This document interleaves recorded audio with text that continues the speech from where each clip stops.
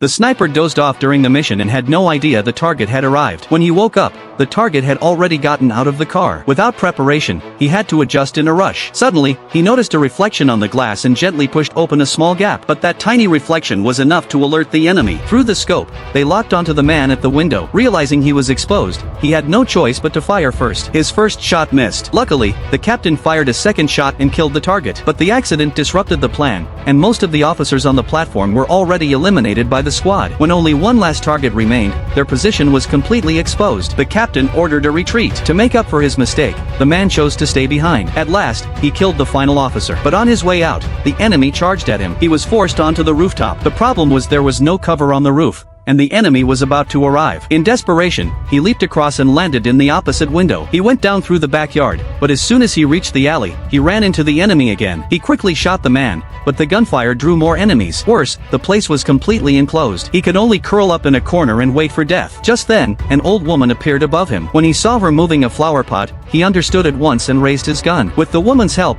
he skillfully defeated the enemies and turned the fight around. But more enemies rushed in, so he knocked on the door in panic. At the key moment, a hand pulled him inside. It was his teammate who was responsible for extraction, but he did not realize he had left behind a cookie, one that came from his girlfriend's shop. The enemy officer immediately ordered a full investigation into the cookie's origin. Meanwhile, the squad returned to base. Because they had completed the mission well, everyone was rewarded. The next day, while on leave, the man hurried home to visit his grandfather. He gave all of his reward to him, but his grandfather thought he had joined the army only for money. Angry, he threw the money into the fire. The man explained that he had joined for the country. Even so, his grandfather stayed angry. His son and daughter-in-law had already died in war. Now his grandson was his only family, and he did not want him to return to the battlefield. But without a country, how could there be a home? In the end, the grandfather agreed to let him remain in the army. By then, the enemy officer had already traced the man and his girlfriend through the cookie. When the girlfriend went home to rest, the officer appeared silently behind her.